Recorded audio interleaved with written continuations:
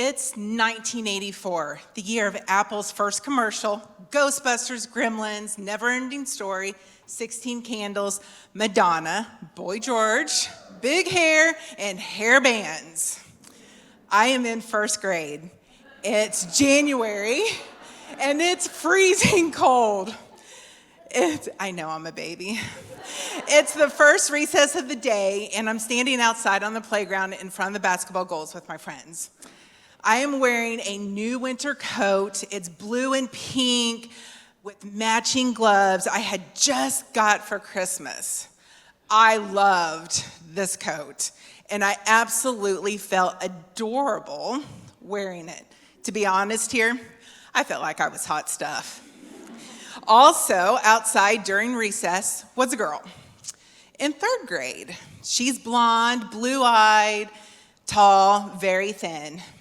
This blonde little girl comes up to me and starts yelling at the top of her lungs, "Pudding pop!"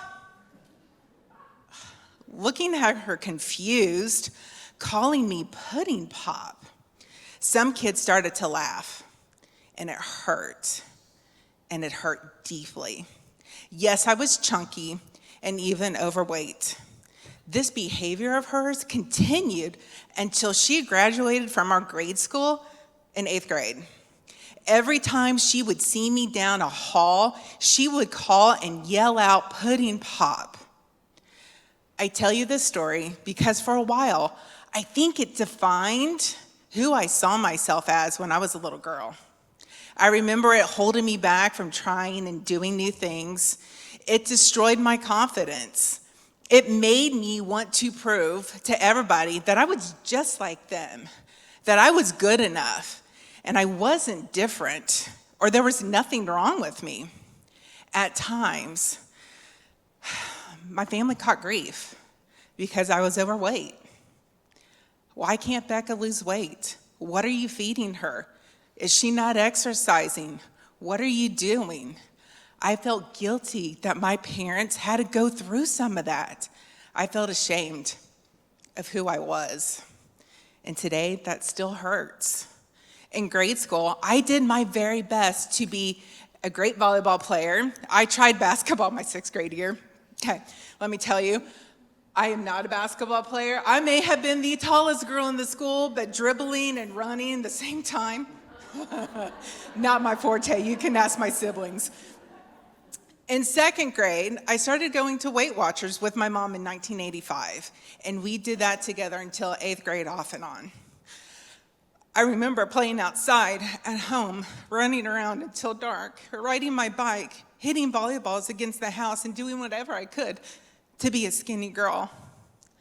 Because I was overweight, I had to develop grit. I had to show courage by developing elephant-tough skin. I had to stop caring what other people thought of me, because otherwise I would have gone into some dark places in my mind. I had to do my dead level best in everything and to overcompensate just to make for the fact that I was overweight. I felt like everybody judged me. Now, if that does not develop a strength of character and grit, I don't know what else would. I had to learn how to find joy and happiness through it all. Okay. Because of all of that grit I developed, it served me well my 7th grade year. I had one of the most embarrassing events, I can't believe I'm telling you all this, that ever happened to me in my life. I was in English class, and I started my period. I know, here we go. All right, I was wearing red sweatpants, thank God, or so I thought. And of course, I was sitting in the one chair without the built-in basket underneath the seat that held our extra books. So now everybody could remember what chair was the tainted chair. Can we all agree that middle school sucks sometimes? Thank you, yes. Well, when I got out of that chair to go to the bathroom, I didn't look back at my seat. My focus was getting to the bathroom as quickly as I possibly could. But the boys sitting next to me, they looked at the chair. Guess what? Yep, there was a little blood. I did end up cleaning that chair, but dang it, those boys teased me all through middle school, and they weren't even in my class. They were in the year younger. Talk about embarrassing. Okay, at the end of my 8th grade year, I had a very tough and unique decision to make: to go to high school at home and strengthen up my grit and my confidence, or I was given an opportunity to attend a co-ed Lutheran boarding high school 8 hours away from home. At first, no way was I going. But then I had an epiphany.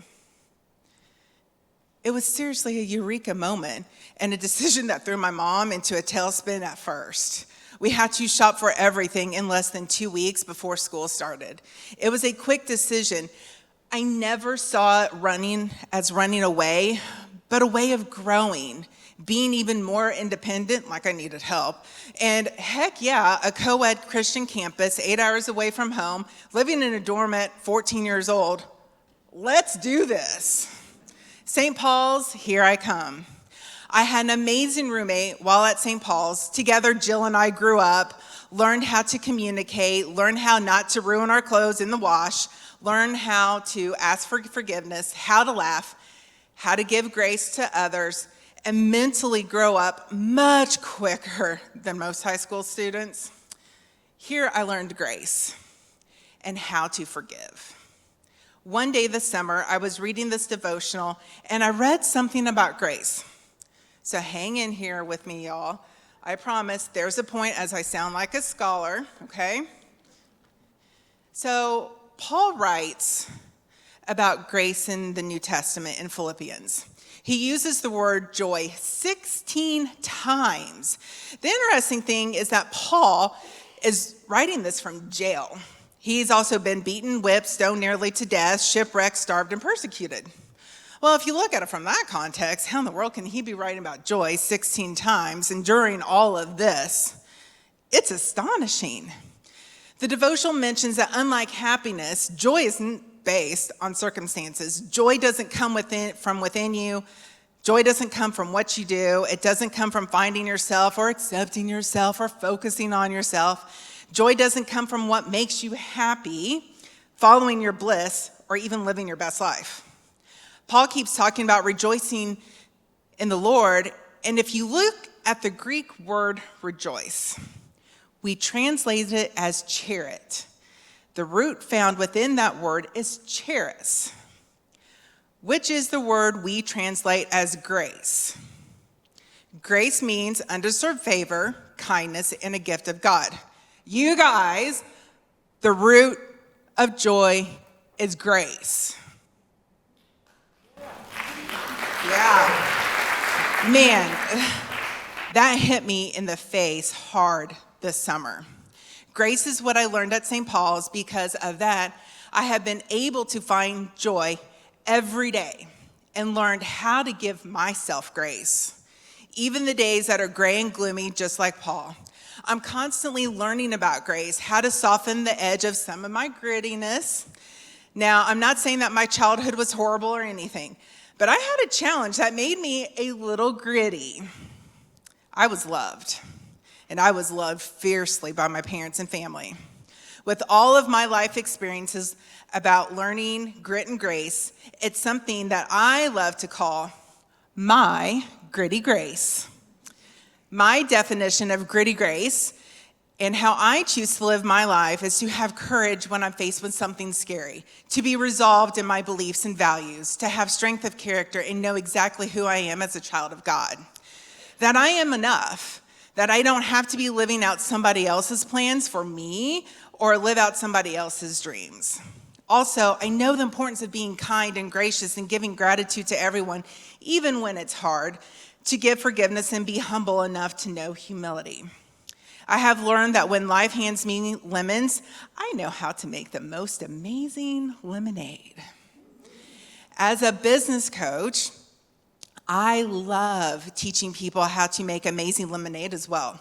I love helping others overcome their limiting beliefs, helping them to hit goals, go after dream jobs, create a vision and a life they love, help them live into their passions, create better relationships with their families and clients and coworkers, help rebuild their confidence, and live a life they love. Plus, help them to never, ever give up, develop grit and grace when they need it. With my own coach, I have worked on overcoming my limiting beliefs and created a belief statement that helps me own my gritty grace. And I say this out loud to myself every single day. And it goes like this: I am enough. God has made me the way I need to be to accomplish his work through me. I don't want to feel like I didn't give it my all. I'm excited to serve the world, but most importantly, to feel present in the moment, feel that I gave it my best, and that I'm here to serve others. I have done tough things that most people never ever could. I'm living out gritty grace. I'm on fire, and I am amazing, just as God has made me. Hell yeah!